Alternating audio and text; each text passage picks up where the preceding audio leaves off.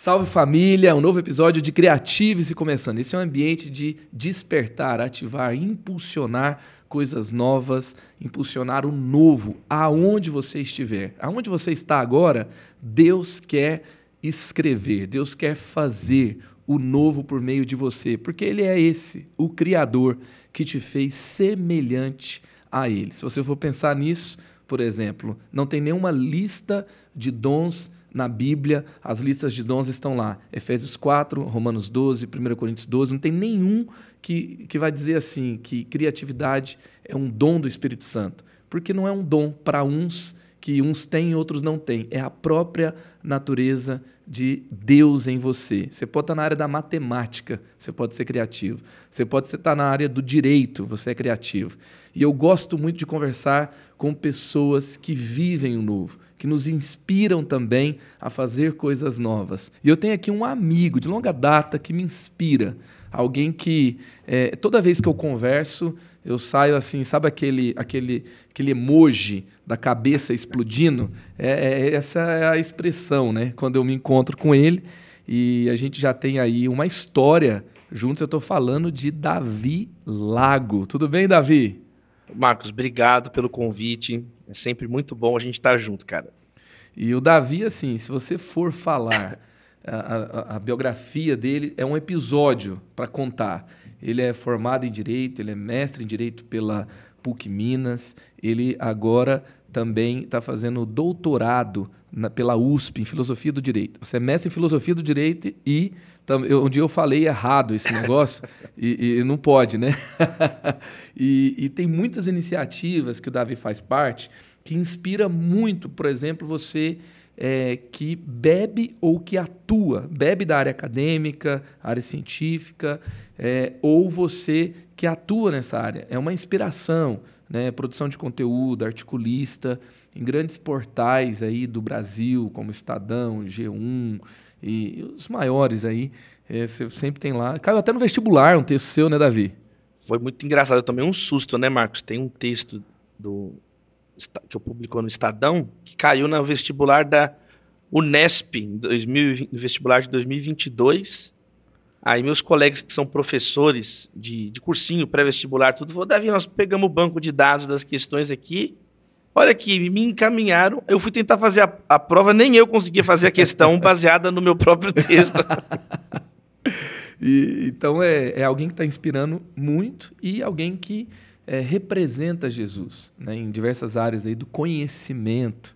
E, Davi, me fala assim, como é que é a sua história? Né? Eu te conheci, você liderava jovens na igreja Getsemane, você era parte da equipe, e você já inspirava muitos líderes no Brasil, e você já despertava assim, o interesse nos jovens em estudar mais, em ter uma carreira ali também que fosse com excelência, com honra, e a gente sempre era muito abençoado por sua vida. Depois você se tornou líder de jovens ali, depois você se muda para São Paulo. Quando eu te conheci também, você era diretor do Seminário Teológico, ali também da Igreja Getsemane. E como que surgiu assim, sua experiência com Deus, a sua você ser despertado para sua vocação, para o seu chamado?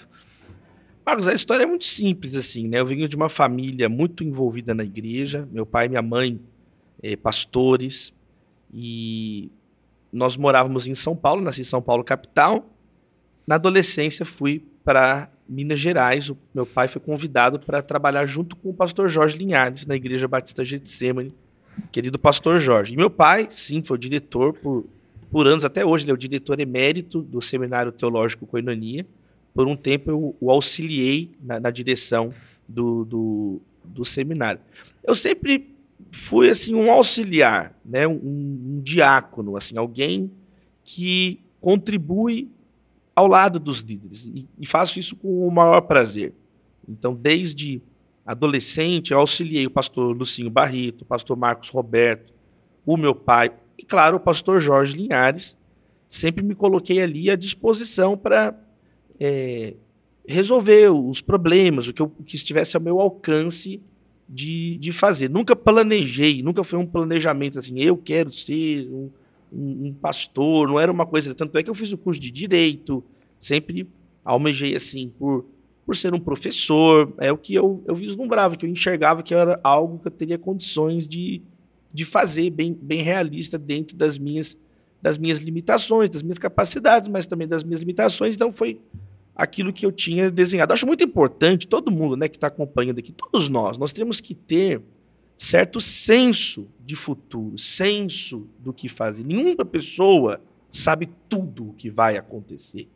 Eclesiastes diz assim, né, quem pode dizer, né, o que vem depois da morte? Por nós mesmos, nós não temos como saber.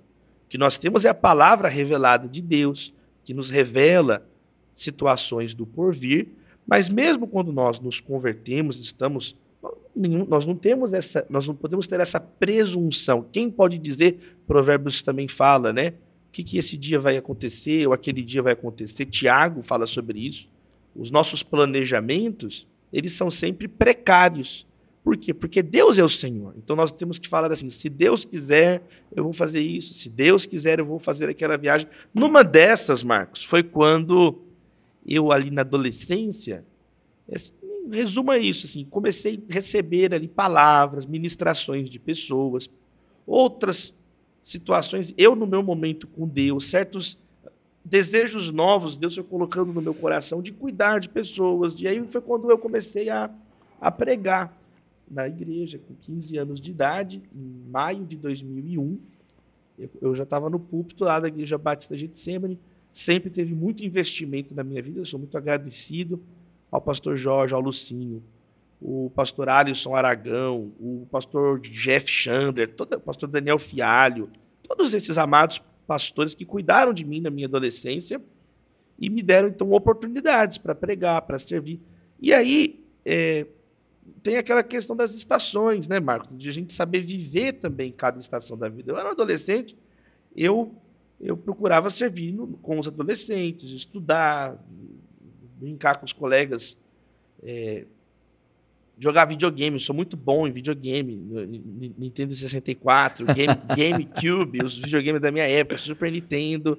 Então, assim, agora minha filhinha... Eu vou separar esse trecho. Quem é o Davi? Aí vai surgir o primeiro vídeo. Eu sou muito bom em videogame. Eu sou muito bom em videogame, mas eu sou bem... Super Mario. Cara, eu sou muito bom em videogame. Assim, eu sou invencível em Mortal Kombat 4. Tetris 99, eu sou muito bom, assim, tem jogos que assim, eu sou bem competitivo, né? Eu sou da geração do multiplayer do GoldenEye, do 007, né? Então, assim, eu descontinuei por falta de tempo, às vezes eu jogo com a Maria. Mas aí, quando eu passei por essa fase mais jovem, assim, adulto, o meu plano, eu estou trabalhando hoje, assim, em 3 direções. Uma direção mais acadêmica, que eu tenho priorizado na fase que eu estou da vida, terminar o doutorado, terminar os estudos, contribuir com pesquisa, com grupos de pesquisa, com desenvolvimento do conhecimento. Segundo, trabalhando no debate público, com esses artigos, tentando contribuir com propostas, com soluções práticas. A minha formação é uma formação jurídica, então está no DNA aí do curso do direito, do estudante do direito, do pesquisador dessa área. A questão da democracia, do bem comum, é algo muito caro, né? Tanto a tradição cristã como a tradição jurídica em geral. E, em terceiro lugar, esse serviço diaconal. Procuro sempre contribuir como posso, estando com vocês aqui, na minha igreja como membro, a Primeira Igreja Batista de São Paulo, e algumas entidades, a Sociedade Bíblica do Brasil, a Missão Mais, a Visão Mundial, que são organizações, algumas centenárias, outras que já têm muitas décadas, organizações sérias que prestam trabalhos maravilhosos no nosso Brasil, no mundo, ajudando pessoas. Então, é como eu tenho organizado meu tempo, é como a trajetória tem sido até aqui, um resumão aí, Marquinhos. E é interessante assim, você escreveu livros, Formigas, com o Dr. William Douglas, você escreveu Ame o Seu Próximo, que foi prêmio Arete de Literatura 2022 ou 2021? Foi prêmio 2022, categoria Meditação e Oração. E também o livro Um Dia Sem Reclamar, que está entre os mais bem ranqueados da Amazon no Brasil inteiro. Sim, ficou impressionante aí o carinho do público com o texto. E por mais que você é alguém que goste de ler, goste de estudar, né, e que é da área acadêmica, esses livros, por exemplo, são livros que tem uma linguagem muito próxima, muito simples, muito direta, que fala com todas as pessoas de diversas classes sociais, níveis de instrução, áreas da sociedade. Como é você transformar, né, um conhecimento profundo em algo transformador, aplicado à realidade qualquer? Essa é uma arte da comunicação. É uma ferramenta muito poderosa. Como que você construiu, né, lapidou esse dom, essa técnica, esse talento? O pessoal brinca assim que o acadêmico ele pega uma coisa simples e complica, né? O comunicador ele pega coisa complicada e simplifica, né? Falando aqui, eu lembrei de outra. Tem uma historinha que o pessoal conta também, quando o Charles Chaplin ele lançou o filme, a premiere do Luzes da Cidade, em Nova York. O Albert Einstein atendeu a estreia, né? E tem uma história famosa, né? Que os dois estavam sentados um do lado do outro. Albert Einstein, a figura mais importante da ciência de todos os tempos, do século XX. Charles Chaplin, o cara que modulou o cinema, como a gente conhece, né? E aí, um do lado do outro, assim. Aí diz que o Chaplin virou pro Einstein e falou assim: ô Einstein, sabe por que as pessoas gostam de mim? Porque todo mundo entende o que eu faço. Aí eu acho que é verdade, né, Chaplin? E sabe por que as pessoas gostam de você? Aí eu acho que não. Porque ninguém entende o que você fala. Mas, agora, assim, tem uma frase do Einstein muito boa, né? Ele fala assim, que Einstein... você não sabe algo até que você consiga comunicar de uma forma simples. Né? Ele tem muitos insights de criatividade. Muitos. Na sua fala inicial aqui, eu lembrei justamente dele, ele falava assim que ele é muito mais criativo do que matemático. Ele apelava também, né? Ele apelava. Só pra gente se sentir de alguma forma incluído ali, né? Agora, então, cara, assim, eu tenho maior dificuldade com pessoas com empáfia, né? E no meio acadêmico, a Bíblia fala sobre isso, né? Em 1 Coríntios, que o conhecimento pode levar ao orgulho, à soberba. Então, por quê? Porque é aquela coisa assim, poxa, eu estudei, eu cansei, e aí acaba que a pessoa vai ficando entendendo outros vocabulários, outros termos. Então, o cara da economia vem com economês, o cara do direito vem com juridiquês, o cara da teologia vem com teologuês. É um modo da pessoa querer afirmar a própria importância dela, né? Quer dizer, diminuindo os outros. Gente, nós somos cristãos. Assim, eu acho que esse comportamento ele não cabe num comportamento de uma pessoa que entregou o coração para Jesus, que foi transformada por Jesus, que disse assim: aprendei de mim que sou manso e humilde de coração. Então, eu tenho a maior dificuldade com esse tipo de pessoa na academia que quer se fazer de difícil, de fechado, de hermético, de incompreendido. Às vezes a pessoa nem nem tem conhecimento, mas ele dá um ar. Isso é uma grande bobagem. As crianças queriam ficar perto de Jesus. Então, eu entendo. Eu também não tenho esse preconceito assim. Porque tem muito disso assim, não pode, você está na academia, não pode comunicar com as pessoas. Por que não pode? O objetivo da academia e do conhecimento é que ele seja difundido, que as pessoas, que todos cresçam, que todos aprendam. Então, eu acho um ato muito importante quando nós também... Uma coisa é a pesquisa acadêmica, que realmente é difícil. Por exemplo, filosofia do direito. É difícil, tem conceitos altamente abstratos. Você trabalha com textos conceitualmente complexos. Então, existe uma discussão técnica, isso é uma coisa. Agora, existe o tema do dia a dia, existe, ainda mais no Brasil, um país com tantos desafios educacionais. Então, não usar o conhecimento como uma forma de humilhar as pessoas, de se impor, não precisa disso. Eu sou da linha que nós precisamos ajudar, divulgar, de algum modo contribuir com as pessoas. Então, especialmente o livro O Ame o Seu Próximo e o Formigas, são livros com uma de linguagem simples, didática, como Jesus. Quer dizer, Jesus ele contava parábola. Eu acho que cada coisa no seu lugar. Cada coisa no seu lugar. Então, claro, o lado acadêmico leva para pensamentos e textos e discussões de um certo tipo, mas por ser um pastor, por ser um cristão, eu quero conversar com as pessoas, eu quero abraçar as pessoas e não fazer acepção de pessoas. São valores que nós recebemos também, né, em casa, no convívio na igreja, são valores cristãos que nós temos que prezar por esses valores. E ele passa por tudo. Eu acho que passa por essa questão também de querer ser compreendido, de fazer um esforço. O evangelho, ele é inteligível. Ele pressupõe que, que a mensagem vai ser compreendida pelo ouvinte. O evangelho é um movimento de aprendizado. Então, Jesus ele falou assim, olha, vão e façam discípulos, né? Ensinando o que eu ordenei, ele vai falar, né? Batizando, e aí ele fala, ensinando não o que só eu transmitindo ordenei. informação. Não, ensinando. Então, quer dizer, o evangelho é um movimento de discípulos. O discípulo é um aprendiz.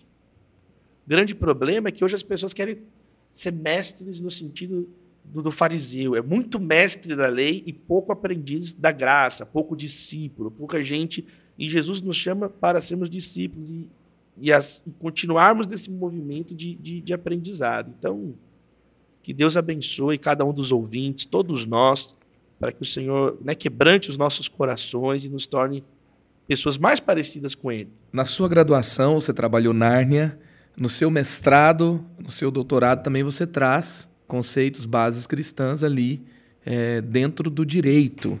E é impressionante como o evangelho, a fé, é base para qualquer área de conhecimento.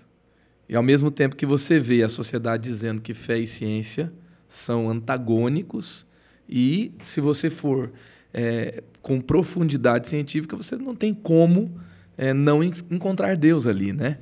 E como que você vê isso? Você, até quando uma vez eu trouxe você num acampamento nosso, você tinha acabado de lançar um livro que era Fé Inteligente. Você estava falando ali sobre doutrinas da fé cristã e aprofundando isso para preparar mais a igreja, né?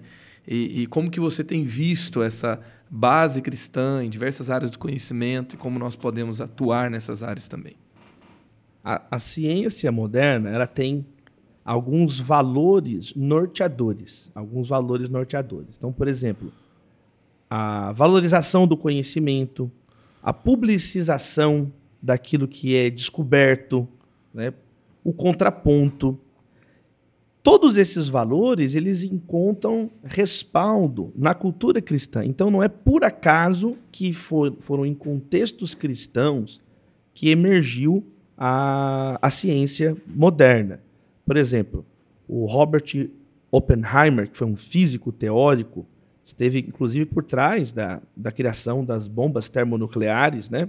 Ele era um não cristão. Eu estava lendo recentemente um texto dele, que o Francis Schaeffer cita na Morte da Razão, um artigo que ele escreveu para um jornal, e ele colocando lá, reconstruindo a história, e ele mesmo colocando, a igreja, ela ajudou com valores. Então, por exemplo, na igreja existe esse valor, por exemplo, de estudar um texto. Isso é uma atitude científica, de investigar. A Bíblia, a fé cristã não é uma fé que mistifica as respostas. Ela, é o contrário, examine-se, pois, o homem a si mesmo. Então, nós, por exemplo, na fé cristã, existem religiões que a pessoa tem que tomar haxixe, ela faz uso de entorpecentes para que alcance... É só experiência, emoção... A fé cristã não, ela tem esse aspecto, né? Jesus ele fala, olha, ame a Deus de todo o coração, de toda a alma, de todo entendimento. Então, quando nós vamos estudar a história das principais universidades do mundo, as mais premiadas, as mais produtivas cientificamente, nós vamos encontrar lá grandes aportes financeiros de recursos humanos que igrejas evangélicas, protestantes. Então, os evangélicos atuais não têm que ter medo da ciência, tem que conhecer melhor a própria história, né? Harvard, ele era um pastor, John Harvard. A Universidade de Princeton, nos Estados Unidos, nasce como um seminário para a formação de missionários, de pastores, de ministros, e assim sucessivamente. Então, agora, cada coisa no seu lugar. Nós estamos na academia para fazer ciência, para pesquisar. Existem, cada campo do conhecimento tem as suas particularidades e eles têm que ser respeitados, esses ritos, esses procedimentos. Então, não é chegar lá para também querer forçar um resultado. Não, eu tenho que me submeter ao método específico daquela disciplina, daquele campo do conhecimento, se é a biologia, se é a química, se é, no meu caso, o direito. É um debate sobre as leis, é um debate sobre conceitos filosóficos. E a gente tem que ter essa atitude. Moisés. Moisés é dito explicitamente na Bíblia, no sermão de Estevão, em Atos 7, fala que ele foi educado em toda a cultura e ciência, né? Claro que a palavra não é ciência como a gente usa hoje, mas quer dizer, o conhecimento que se tinha disponível naquela época, Moisés foi educado nesse conhecimento. Nós temos o apóstolo Paulo, então Daniel, eram os melhores alunos ali da cultura hebraica que estavam ali agora na Babilônia. Então nós não temos que ter medo. Uma das funções de Daniel era que ele era chefe dos sábios do Egito, da Babilônia. É impressionante. Os registros são impressionantes. Então nós temos muitas figuras dessas. E acho importante esse assunto, né? Numa época assim, onde é muito fácil menosprezar a ciência, mas é uma hipocrisia. A pessoa fica falando mal da ciência, mas continua usando remédio, usando telefone, usando os frutos do esforço dos cientistas. Então, esse culto à ignorância, ser uma pessoa estúpida, não tem lugar dentro de uma visão mínima cristã da sociedade e da vida. E é interessante quando a gente vê a Bíblia, algumas versões trazem os magos do Oriente. Aí a NVT até colocou os sábios do Oriente. Porque lá no original, lá do grego, você vai perceber que eram estudiosos dos astros. E eles estudaram o céu e eles viram no que eles estudavam um sinal que apontava para o nascimento de Jesus. Ou seja, eles até viram primeiro sobre Jesus do que quem estava só estudando a lei não conseguiu perceber Jesus. Mas cientistas que estudavam o céu foram levados para Jesus. Por exemplo, em Colossenses está escrito assim, que em Cristo estão escondidos todos os tesouros da sabedoria e do conhecimento. Olha que legal, lá no grego é Sofia, Sophos, né? e Gnósios. Quer dizer, o conhecimento e a sabedoria. O conhecimento são conjunto de informações.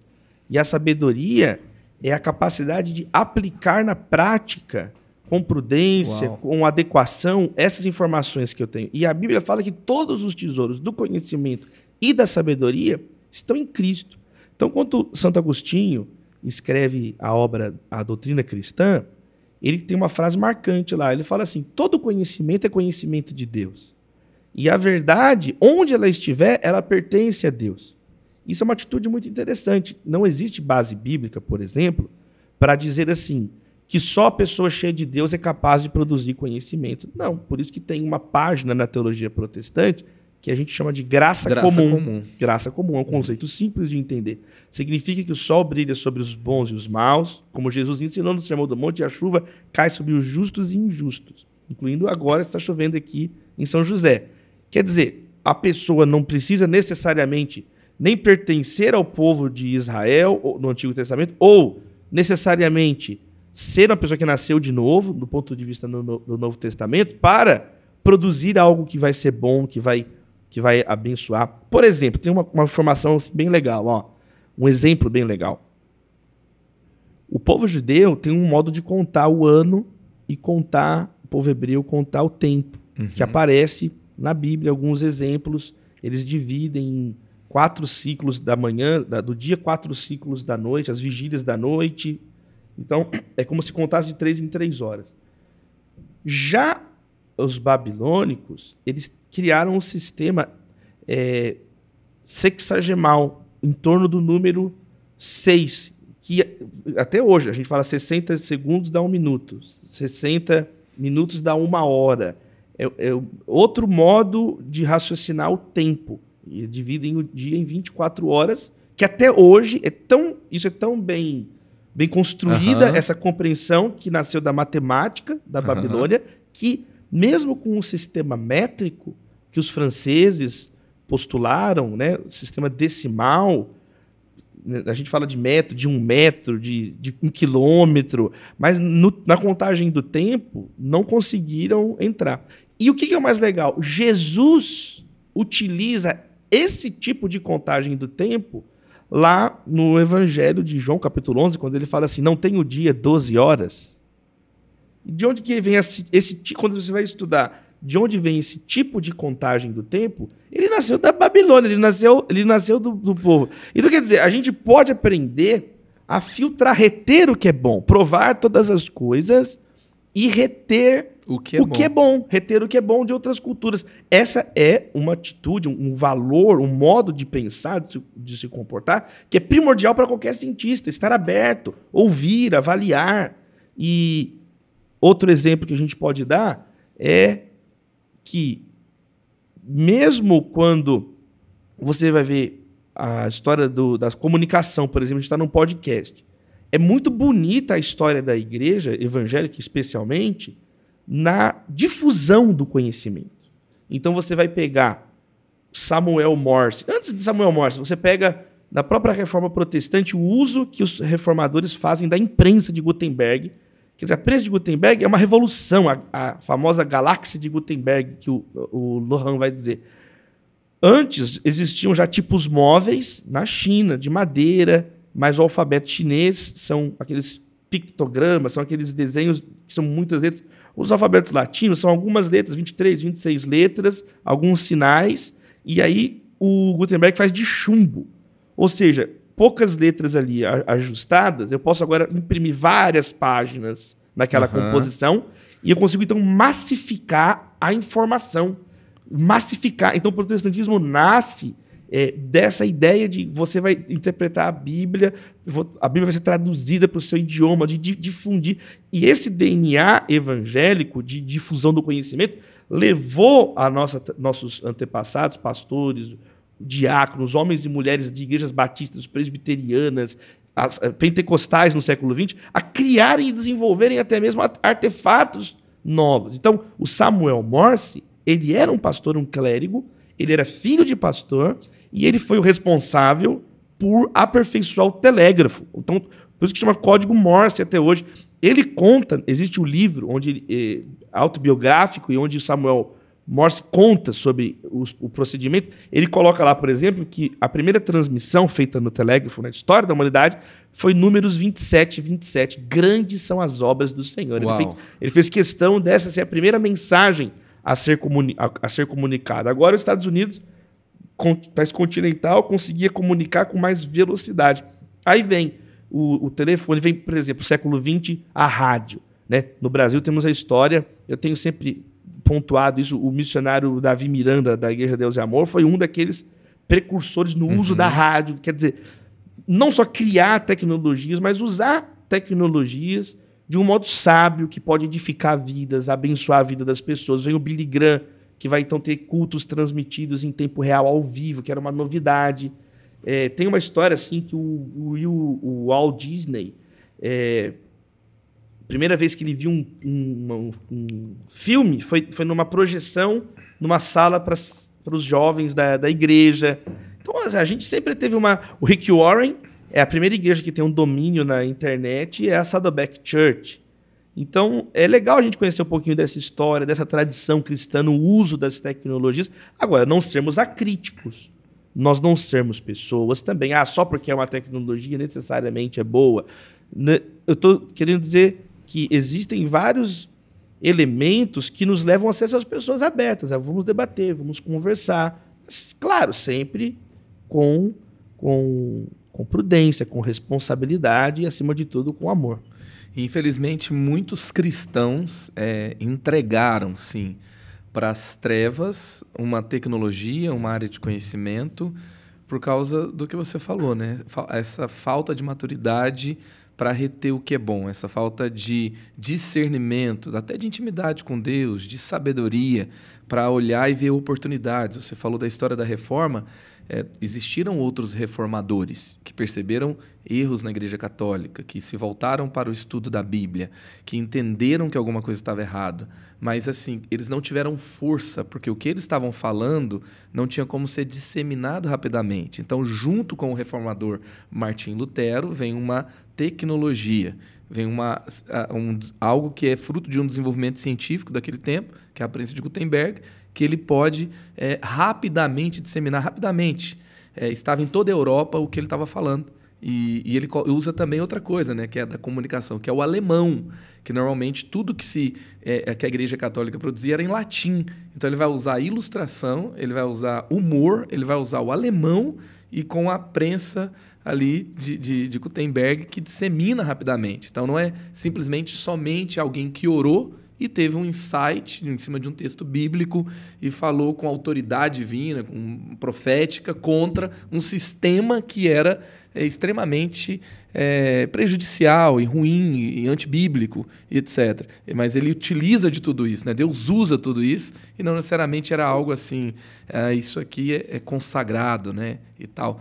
E se a gente pudesse, assim, Davi, quais seriam as iniciativas, ao seu ver, dentro da igreja, para que a igreja fosse mais sábia, para despertar mais esse interesse e utilizar mais o desenvolvimento da ciência dentro da igreja? Porque tem uma pesquisa do George Barna, do Instituto Barna, que fala assim, que um dos motivos que os jovens têm deixado a igreja, isso vai pegar a pesquisa de 27 anos, vai pegar mais de 100 mil formulários de pais e de jovens. Está no livro Geração Perdida, um relato dessa pesquisa.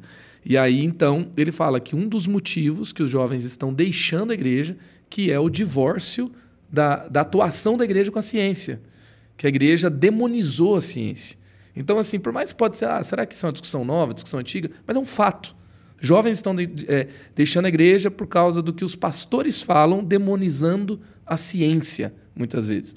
O que você acredita que pode ser uma convergência, um caminho diferente para o futuro da igreja, para jovens hoje, que são pessoas que estão com novas propostas, novos pastores sendo formados, que nós temos que pensar e trabalhar melhor nisso? De base, tem um equívoco muito grande na leitura que as pessoas fazem da própria Bíblia. Nenhum lugar é prometido. Jesus nunca prometeu que nós viveríamos num iglu, num lugar fechado, no meio do nada, inóspito. Ele falou, não oro para que tirem vocês do mundo. Não, mas que livre vocês do maligno. Então, nós temos que ser essa força amorosa num mundo desamoroso. Esse sal, essa luz, esse fermento, esse perfume de Cristo, o aroma de Cristo. E o que acontece é que nós temos hoje um tipo de espiritualidade muito covarde, muito preguiçoso, muito medroso, onde tem pessoas que estão muito mais preocupadas em se defender do que amar a Deus e amar ao próximo. Jesus nunca ensinou que o maior mandamento é se defender, é amar a Deus. E o segundo é semelhante de todo o coração, alma e entendimento. E o segundo é semelhante a esse, é amar ao próximo como a si mesmo. Então Jesus nos enviou com essa missão. Isso não está em questionamento. Isso não está em dúvida. Isso não está. Existem aspectos que existem reflexões diferentes. Isso é uma coisa que faz parte do núcleo duro, a ideia mínima, o core básico de valores do Evangelho. Que fica a fé, a esperança e o amor, e o maior deles é o amor. E a discussão é muito... Obrigado pela pergunta, Marcos, assim, mas assim, ela não dá para responder isso rápido. Eu acho que parte daí. A gente vê, então, hoje, igrejas que 24 horas por dia a pessoa fica exigindo direitos. É claro que tem que exigir, é óbvio que você tem que exigir direitos e tudo mais. Agora, Jesus, ele não...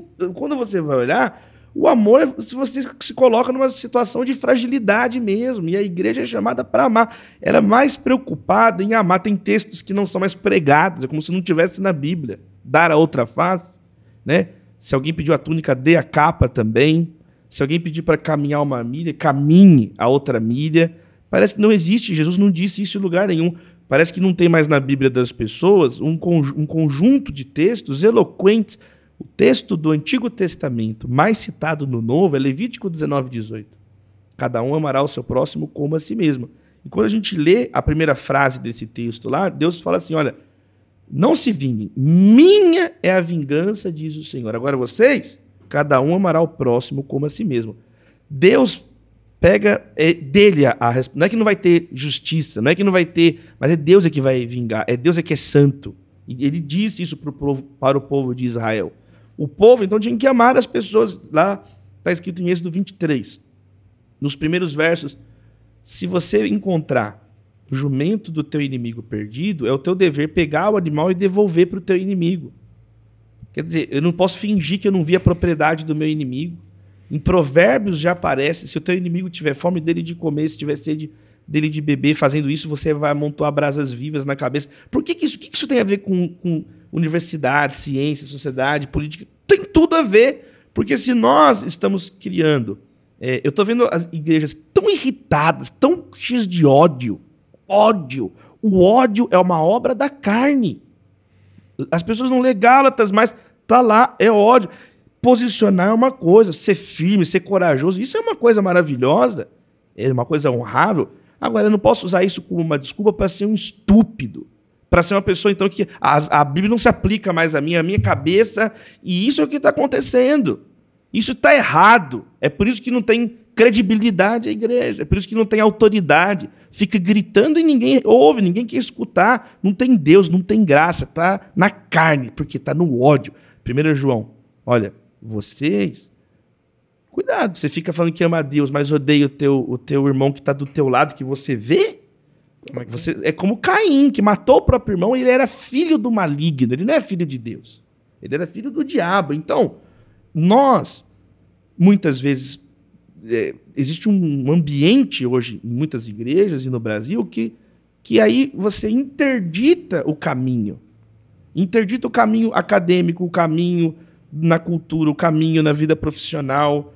E, como sabe, vai criando um projeto humano no lugar do projeto que Jesus colocou para nós, que é amar a Deus, amar o próximo, servir, entendeu? Perdoar. Você não consegue perdoar? É porque você não recebeu o perdão de Deus. A Bíblia fala disso o tempo inteiro, Romanos 5,10. Deus nos amou quando nós éramos inimigos dele. Uhum. Quem divide o mundo, quem eu odeio e quem eu amo, são os fariseus. Jesus ele fala no Sermão do Monte, assim, no capítulo 5, olha, vocês ouviram o que foi dito, né? Ame o teu próximo e odeie o seu inimigo. Eu, porém, vos digo, ame o inimigo e ore por quem vos persegue. Por quê? Porque não tem nenhum verso da Bíblia que Deus manda você odiar alguém. Isso era o fariseu que dividia o mundo, quem ele gosta e quem ele não gosta. O cristão ali já está na outra milha. O cristão já teve os pés lavados por Jesus. A discussão já está em outra. Os pressupostos de onde parte.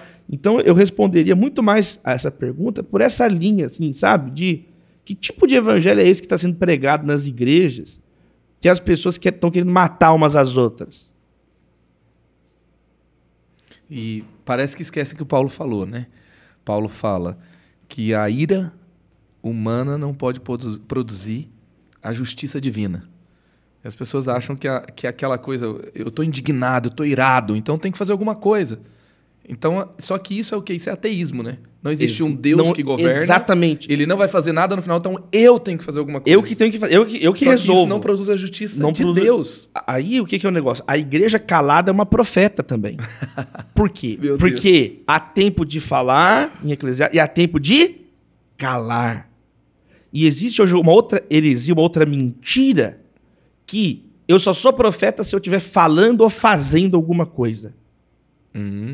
Né? Existem pecados de omissão, mas existem pecados de comissão. E é como se fosse assim, eu vejo alguns pastores falando, é como se fosse assim, é melhor fazer alguma coisa errada do que não fazer nada e pecar.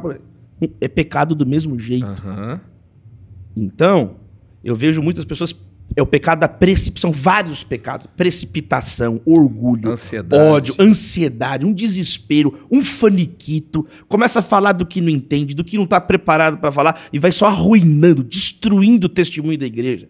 Desmoralizando a igreja que já está desmoralizada pela sua falta de unidade, pela sua falta de amor, pelo culto à ignorância que muitas pessoas têm pregado, por um improviso atrás de um improviso, sem levar em conta o fator da excelência, o fator da honra, o fator do amor. Vão desumanizando pessoas que pensam diferente como se fossem insetos que têm que ser extirpados com inseticida. Está errado.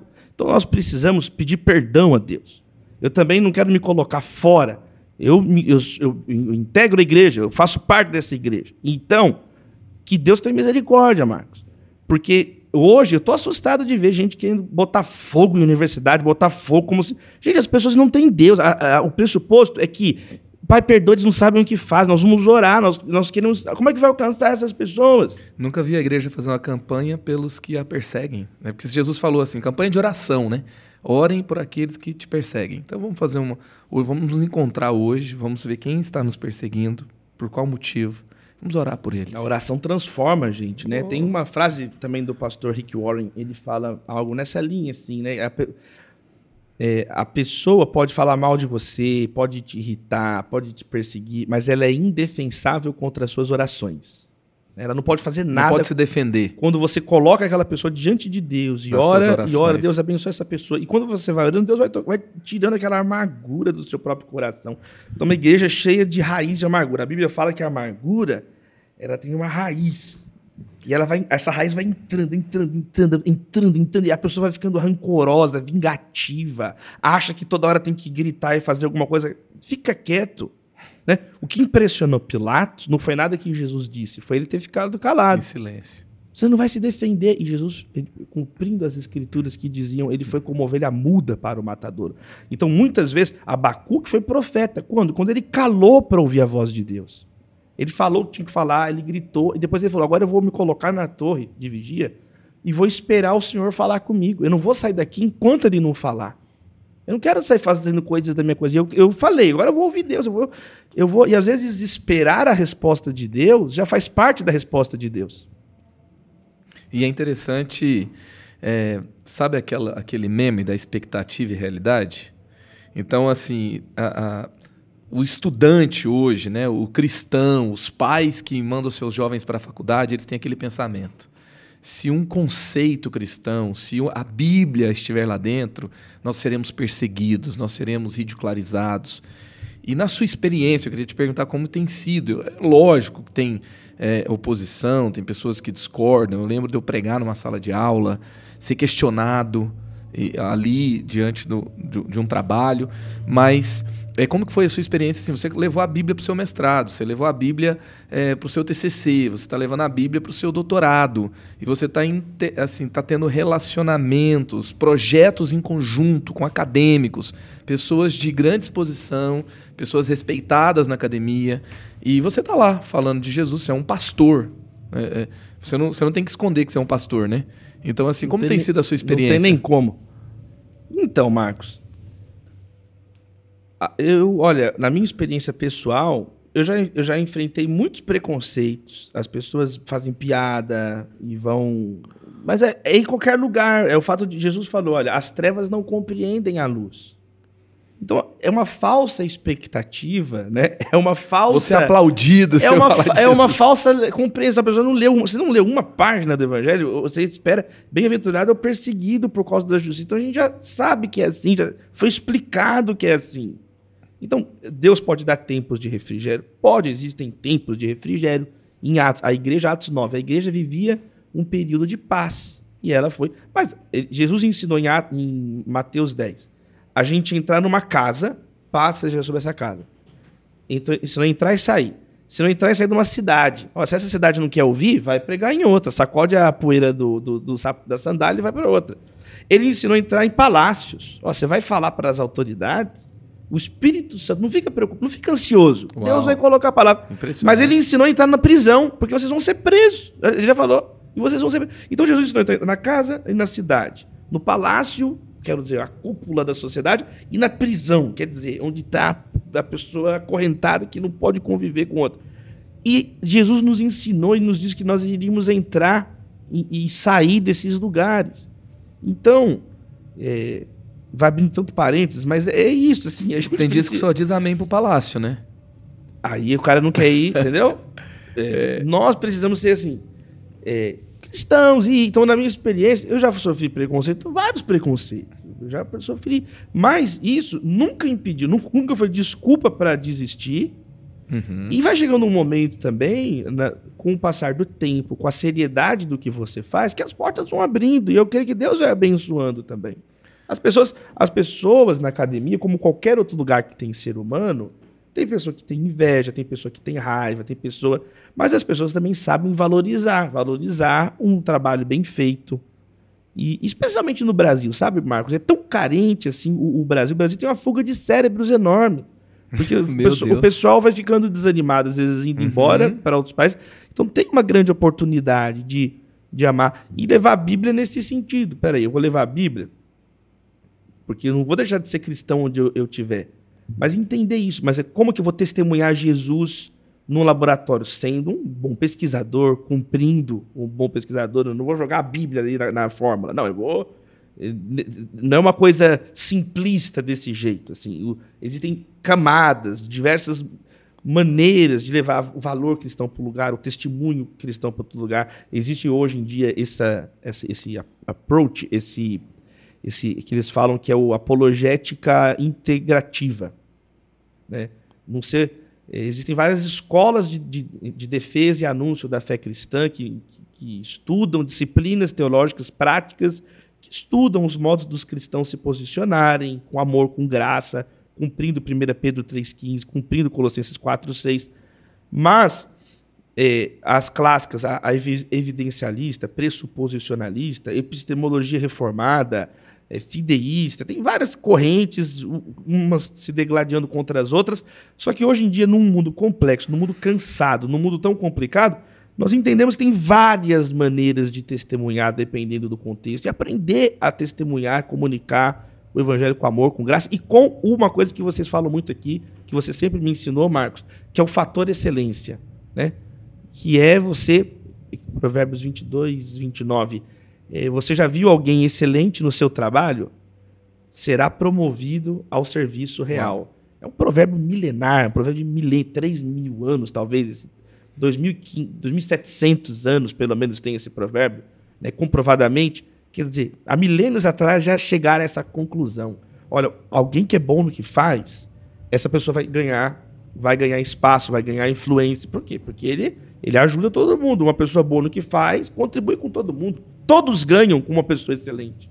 E é impressionante como realmente assim, a excelência abre portas e como o mundo está aberto. Até se conceitar mundo, igreja, mas assim, a sociedade está aberta, está pronta para reconhecer a excelência.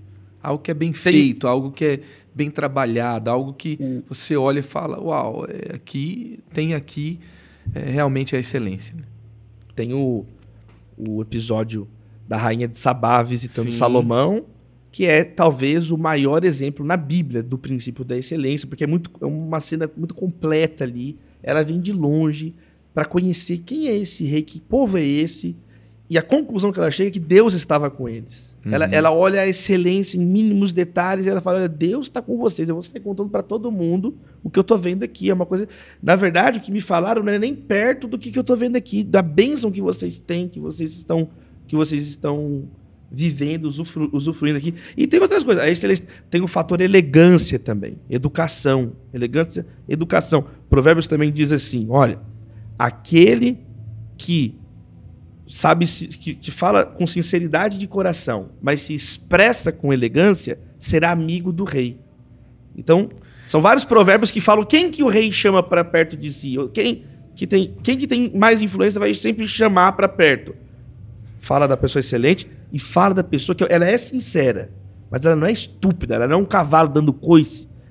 Ela é uma pessoa que eu sou sincero, mas tem um modo de falar, não é só o que falar, como falar, por que falar.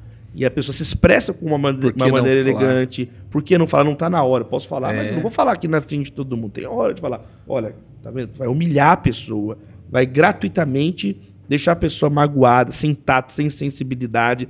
Então, tudo isso tem a ver não só com a vida acadêmica, mas como você falou, o cristão na sociedade. E é interessante assim que até esse último ponto que você traz, que tem muita gente que está dizendo, eu estou sendo perseguido por causa do evangelho. Mas, na verdade, às vezes não é por causa do evangelho.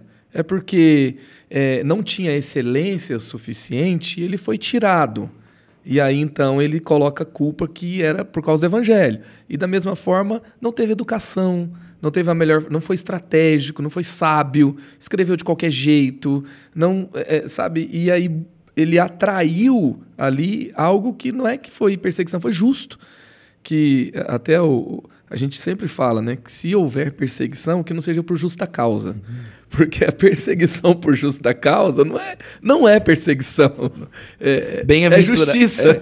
Bem-aventurados os perseguidos por causa da justiça. Quer dizer, eu estou sendo perseguido eu estou fazendo bem. 1 Pedro também fala, né? Que, olha, vocês são alegres por sofrer fazendo bem. Agora, é isso mesmo. A pessoa cometeu um crime, pastor, estou sendo perseguido pela polícia, eu vou te prender. Eu que mesmo vou, em pessoa, te prender, porque você tem que ser preso. Você cometeu um crime. E aí tem essa coisa de jogar como se fosse para o fato da espiritualidade do evangelho. E, na verdade, é o contrário. A pessoa justamente não teve testemunho, não teve graça, não teve...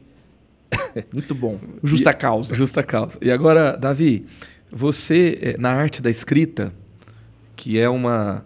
Você é uma referência na escrita e é uma ferramenta... Obrigado, Marcos, pelo seu carinho e generosidade. Excelente na escrita. Obrigado e pelo seu carinho. você sabe trabalhar muito bem as palavras, os argumentos na arte da escrita, em diversas formas, meio acadêmico, para um artigo, para um livro que é um devocional para o coração, que é uma reflexão profunda para mudança de hábitos, comportamento.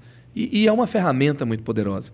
E muita gente que aprecia essa arte, quer desenvolver. Às vezes tem um menino aqui de 17 anos. Eu vou ouvir o Davi Lago porque eu gosto dos textos dele e tal. E se inspira em você. Dá uma dica boa aí. Traz assim, passos que você traz para quem quer se desenvolver nessa área. Muita coisa, Marquinho. Mas assim, primeiro, falar do fundo do coração. Né? O texto é uma ferramenta. Mas, às vezes, tem uma boa técnica, uma boa composição, mas falta o que a professora Marta Terenzo, da SPM, querida professora Marta, ela é professora de storytelling na SPM em São Paulo. Ela usa uma expressão que é a verdade humana. Eu gosto dessa expressão. A pessoa ali não é tocada porque ela vê que aquilo ali, às vezes, é um clichê, é uma coisa... Então, esse é um primeiro ponto.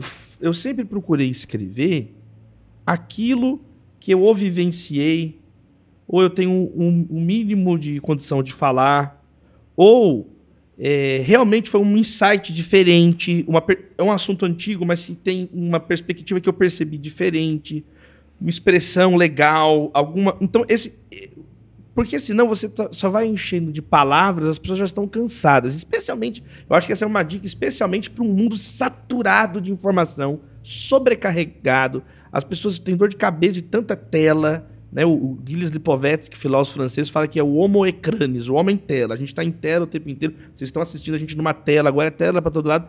Então, assim, acho que esse é o primeiro ponto. Assim, escreva algo que você viveu, algo, por exemplo, um livro. Escreva um livro. E não um não livro. Um não livro é um livro que não precisa, é um livro que já tem. Então, escrever coisas. Eu gosto de escrever. Claro, tem outras pessoas que podem dar dicas de outras áreas. Eu estou falando assim da minha própria experiência. Eu prefiro. É bem pessoal isso que eu estou falando. Não é que é certo ou errado. Eu estou falando da minha lógica. A minha lógica, eu respeito outras ideias. Mas a minha lógica é assim: eu não vou me meter a falar de um assunto que eu, às vezes, não estou maduro o suficiente para escrever sobre esse assunto.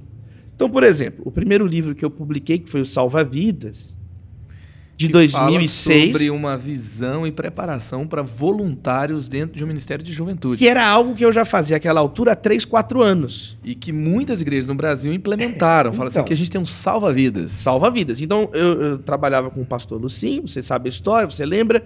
E aí eu comecei a trabalhar nisso. Eu comecei a trabalhar na recepção do culto, 4 mil jovens na igreja e tal. E aí, em 2001, comecei também a pregar, mas assim, 2001, 2002, 2003, 2004, 2005, 2006. Então já tinham 6 anos, 5, 6 anos. Foi quando eu fiz uma apostila. Falei, peraí, eu quero escrever sobre isso, eu quero compilar. Eu acho que eu tenho aqui algo que eu posso muitos contribuir. Treinamentos. E aí comecei a fazer pesquisas. Fiz pesquisa, fiz o treinamento. E é um livro simples. Eu não imaginava o impacto que o livro teria. Fiquei amigo do Marcos Madaleno, Ian. Fiquei amigo, quer dizer, o Samuel lá no Rio de Janeiro. O pessoal começou, poxa, Davi, que legal isso aqui pode ser muito útil para ajudar a gente aqui. Então, eu comecei assim, Salva-Vidas, como ser um jovem radical e ativo no reino de Deus, que é um texto simples, tudo, mas foi útil, que ele era uma ferramenta. Então, eu sempre procurei... Você tinha algo para contribuir naquela área e você transformou no texto. Eu transformei no texto. Então, tudo que eu escrevo não é de um dia para o outro. Mesmo com um texto simples, um assunto que eu estou colocando ali, eu posso estar, às vezes, 20 anos lendo sobre esse assunto, preparando para publicar. Por quê? Porque aí você não se desvaloriza também. A pessoa, sempre que ela lê, ela chega no final do texto e fala, poxa, aprendi algo. Isso é algo que eu tento colocar, então. Então, esse é um primeiro ponto. Aquilo que eu vivi, que eu então quer dizer que eu não sei nada. Não, aí é uma questão de você também, sabe, se conhecer melhor. Todos nós somos únicos e temos perspectivas diferentes. Todo mundo fala uma coisa legal. Todo mundo, um dia na vida você fala uma coisa numa mesa que todo mundo deu risada e achou legal, ou que todo mundo perguntou. Todos nós. Deus nos deu talentos, Deus nos deu condições de perceber coisas a partir de nós. Por isso que nós estamos aqui, que nós existimos, enfim, vai longe, tá vendo? Mas, quer dizer, tenta encontrar isso. O que eu faço que as pessoas veem e reconhecem em mim? Aí, às vezes, é um caminho, a gente pode falar, às vezes, mais só sobre isso. Mas aí, segundo isso, de fazer textos, ou que a pessoa vai refletir, aprender uma informação, ser confrontada, ter um espanto. Mas é a mesma coisa, o texto como obra de arte, o texto como algo que edifica, e aí, claro que entra muito da minha compreensão cristã, valores bíblicos, que, né, não sai da sua boca a palavra que vai destruir, mas aquela que vai edificar, né, as pessoas. Isso é a mesma coisa, não sairá do vosso dedo nenhum tweet torpe, nenhum post pra nada, né? Você não precisa estar no movimento do indiretas já, né? A grande maioria. E aí você vai escrevendo. Acho que escrever para a internet é uma coisa legal, é uma coisa. Todo mundo tem que. Na prática, todo mundo escreve. Sim. Então acho que essa é uma dica. A leitura e uma terceira. Então, o que você viveu? Segunda, você pegar textos que vão. O que esse texto vai contribuir com a pessoa? Eu estou chovendo no molhado. Então, um dia eu vi um menino jovenzinho falando assim, eu quero escrever sobre... Era uma coisa completamente incompatível com a idade dele.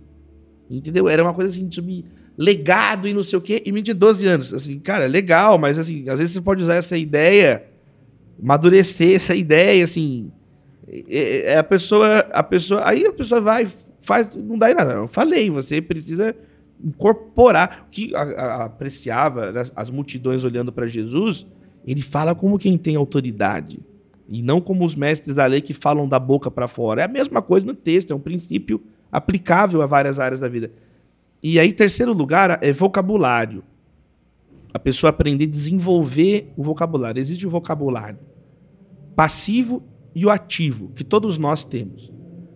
O vocabulário passivo são todas as palavras que eu leio além desse momento. Eu entendo, e algumas palavras que às vezes eu não uso. Eleve. Eleve é uma palavra que eu não uso no meu dia a dia. Eu leio e entendo, estou dando um exemplo, né? Você até entende aquela palavra, mas não usa aquela palavra nos seus textos. Aí tem o vocabulário ativo, são as palavras que realmente você usa, escreve, fala. Um primeiro exercício é a pessoa colocar o vocabulário passivo dela em circulação no ativo e ampliando sinônimos, exemplos, exercitando isso. Você pode usar ferramentas que tem no Word, nos aplicativos, de ver ali o sinônimo da palavra, de clicar no Google, sinônimo da palavra, é legal. Mas os melhores sinônimos são sinônimos intuitivos, são sinônimos que você cria, são sinônimos que você usa uma metáfora, uma comparação para dizer aquilo. Então você vai falar sobre o outro, sobre a alteridade, sobre a amizade, sobre a abertura, sobre reciprocidade, responsividade. Olha só, conjunto de palavras que você vai criando sobre dizer ser alguém, a mesma coisa. Sobre ser alguém dialogal, não monológico, não fechado em mim mesmo, mas alguém então que vai olhar o rosto do outro, o brilho no olho do outro. Então você vai construindo, são exercícios de brainstorming de palavras, de construir.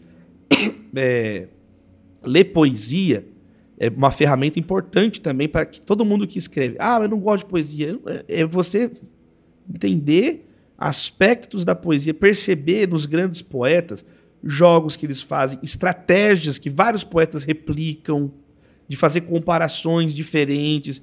Então é muito legal esse terceiro e última dica, assim, senão a gente fica falando só disso, de você expandir o seu vocabulário. Essas três coisas básicas vão gerar um resultado diferente no seu texto. Uau. O seu texto com o melhor vocabulário. Uhum. Com essa atitude. O que meu texto está oferecendo? E isso que ele está oferecendo partir de uma autoridade que eu tenho para falar, ou de algo que eu vivenciei, você vai perceber como que esse tipo de texto ele é muito superior, ele tem uma qualidade muito superior ao texto que é pobre vocabularmente, que não agrega nada e que você não tem autoridade para falar. E é muito importante também em todo esse processo, né, quem ouviu, você recebeu uma mentoria de alguém que fez uma jornada, que aprimorou uma técnica, também foi sendo ali aperfeiçoado com mentores. E eu lembro de uma mentoria que fez muita diferença para mim, porque eu era apaixonado pelo livro Ministério com Jovens, Doug Fields, para líderes com propósitos. E aí eu comecei a dar o treinamento de Ministério com Propósitos de líderes de jovens aqui pela igreja e dando treinamento para a nossa própria equipe. E depois ali que a gente já tinha 3, 4 anos, já tinha criado algumas coisas, eu falei, eu vou criar um livro, Ministério com Jovens.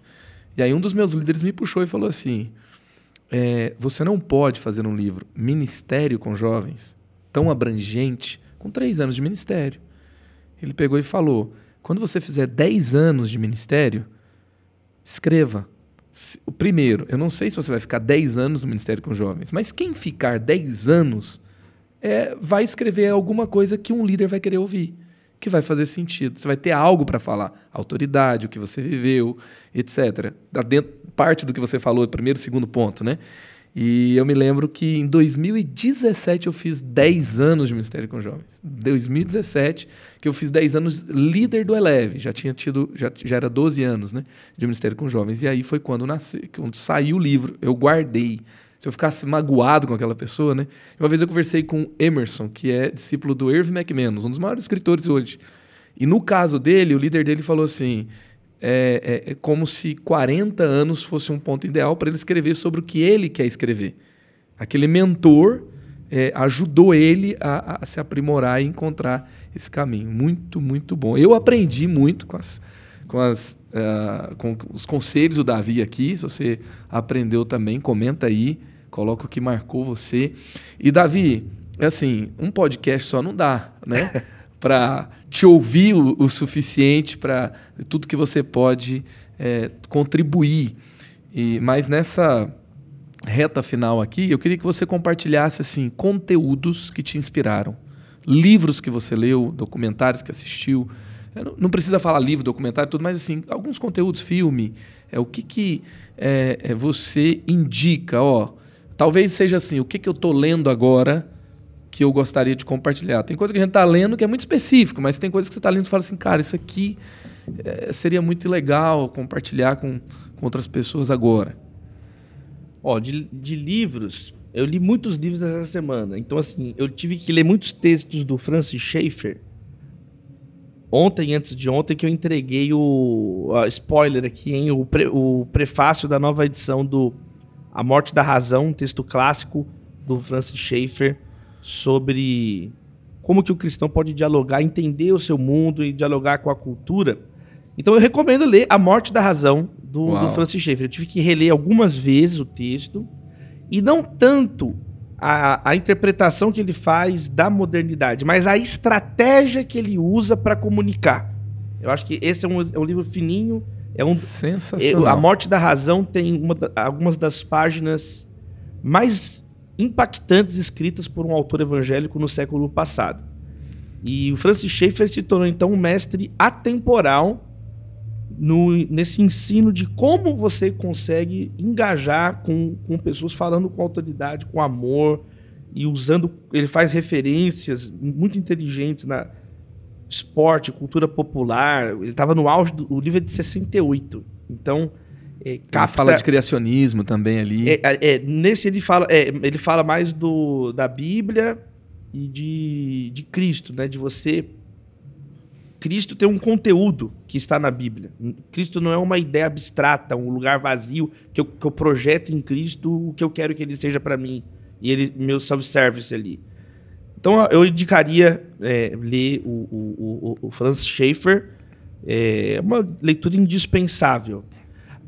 Outro livro que eu li recentemente que eu achei muito legal é o Sem Esforço, do Greg McCall, eu esqueci o McConskey, que escreveu Essencialismo.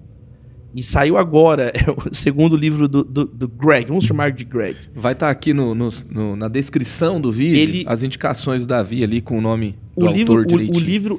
O livro Essencialismo é um dos grandes best-sellers de minimalismo, de você reduzir aquilo que é redundante, né, na sua vida. Aí ele ficou anos sem escrever nada, palestrando, Essencialismo bombou, virou curso na Universidade de Stanford, não sei o quê. E ele lançou agora, ano passado, chegou no Brasil agora, esse que chama Sem Esforço, que ele ensina também muitas dicas práticas de produtividade. Por exemplo, tem um capítulo que ele fala uma técnica muito legal que chama microexplosão. Então, a microexplosão é assim, quando você está fazendo um trabalho e você dá um pique, assim, eu tenho que escrever um texto. Então eu pego ali e vou e jogo ali 3, 4, mesmo que é muita coisa, depois eu vou lá e dou uma lapidada, do que ficar às vezes em processos muito lentos. Ele fala assim, eu tenho que arrumar um quarto. Então eu vou dar uma microexplosão, eu já vou pegar aquele monte de livro, colocar aqui, tirar aquelas pastas, colocar lá, já dar uma varrida, que a microexplosão ajuda nos processos de resolução de problemas. Então, ele é um livro bacana, porque ele tem várias dicas práticas. Ele tem várias dicas práticas. Claro, tem dica que não vai funcionar com você, mas muita coisa você consegue aproveitar e encaixar. Então, foi um livro muito bacana que eu li também, no começo agora dessa semana, sobre produtividade. Olha, de filmes, eu tô assistindo os filmes que estão concorrendo ao Oscar desse ano. E eu quero ver o Nada Novo no Front. Não assisti ainda, mas tudo que eu li e aponto parece que é um filmaço. Acho que está concorrendo melhor filme estrangeiro, um filme acho que alemão. Então estou ansioso para ver esse filme. Assisti alguns episódios do Tulsa King do Stallone, que eu sou fã do Stallone, que é um seriado que ele é um mafioso, um gangster de Nova York que muda pra Tulsa depois de ficar vários anos na cadeia. Porque eu sou muito fã do Stallone, né? A gente é cria dos anos 80, né, Marcos? E aí sim, a gente é fã do Stallone, do Schwarzenegger. Se você também é fã do Stallone, comenta aí, Stallone. Coloca aí nos comentários. Não, o Stallone é muito legal. E eu vi um documentário na Netflix que eu distraí muito, eu dei muita risada vendo esse documentário, do cara da Pepsi. Você já viu esse documentário? Chama Pepsi, Cadê Meu Avião? Esse aí é assim, a sessão da tarde. O dia que você tiver a tarde boa, no sábado. São, acho que 4 episódios. E é um menino maluco, assim, que ele teve uma propaganda da Pepsi. É um caso judicial famoso nos Estados Unidos. A Pepsi falou assim, olha, se você juntar tantos pontos, tantas tampinhas, você vai ganhar um caça. Se você juntar tantos, você ganha uma caneca, você ganha um óculos, uma camisa, e no final, e se você juntar 7 milhões de tampinhas, você ganha aí tem um avião assim e tal. Aí o cara juntou os 7 milhões de tampinhas e queria o caça dele e processou a Pepsi. Essa é a sinopse, é a primeira linha, é o primeiro... Já quero assistir. Mas é muito engraçado, aí eu assisti isso aí. Processou a Pepsi, quer saber o final, assista. É muito legal, virou um caso emblemático lá, mas assim, ele tem umas sacadas, esse documentário, além do tema em si, sobre amizade, sobre sonhos de juventude, sobre pessoas que gostam de provocar. Então tem algumas outras ideias ali que você consegue extrair. Cara, é isso aí, você falou de filme. Um passeio legal para quem é de São Paulo, que foi muito legal, gostei muito, foi ir no Farol Santander. Eu fui com a Maria, minha filhinha. É o antigo Banespão, o antigo prédio do Banespa, que ele imita, né, o Empire State Building, a estrutura dele de Nova York, e foi por muitos anos o prédio mais alto do Brasil. Tal. Ícone de São Paulo. Um ícone, um símbolo da cidade. E é muito legal, porque lá agora tem uma pista de skate, lá dentro. Dentro do prédio. Dentro do prédio, então você vai pro último andar, tem um mirante, você vê a cidade toda, tem lá você toma um café e você vai descendo. Cada andar tem várias... As exposições são rotativas, então cada andar tem uma exposição super legal. No meio tem uma pista de skate, a Maria agora tá andando de skate, ficou lá andando, achando o máximo, tem o capacete da fadinha. Meu e aí, filho do meio tá andando de skate também. Vou levar ele lá. Foi um passeio muito legal. Foi um dia... A Maria... Nossa, eu quero ficar o dia inteiro aqui no prédio. E foi um dia muito legal que eu tive com a Maria. Eu acho que é um passeio que foi muito inspirador também. Vale muito a pena. Você vai descendo e tem várias coisas legais, exposições. Tem uma parte histórica do prédio que conta um pouco da história de São Paulo. É bem emocionante. Passa um vídeo sobre a história da imigração em São Paulo. da colônia dos japoneses, dos italianos, todo o povo trabalhador do mundo que veio para formar o estado, a cidade. Foi também um passeio inspirador aí, dica para pai levar os filhos. Sensacional. Gosto demais dessas dicas, Davi. E a criatividade, ela flui desses ambientes. Um ambiente que você descansa, que você contempla. O ócio criativo. Eu falo, Davi, que quem não contempla não cria. Sim. E quem não descansa não contempla. E a gente vive num mundo que não descansa. O WhatsApp hoje já tem processos de trabalho que, por causa do mundo que a gente vive, que você não para de trabalhar depois do horário de trabalho. Não quer dizer que a gente vai ser encostado, que a gente vai ser tipo aquele shape do funcionário público, né? Que depois de determinada hora acabou, foi embora, aquela coisa toda. Mas, ao mesmo tempo, tem algo aí que está roubando a contemplação, a beleza da vida, o descanso, o tempo com a família. E você indicou aqui a leitura, né? A meditação. E você indicou livro, documentário, filme, lugar para visitar. Então, dicas de ouro. E além das dicas boas para um líder de hoje, além também das dicas excepcionais, eu criei uma palavra nova. Criativo é uma palavra nova, né? Que é excelente com excepcional. E que foram também sobre a escrita.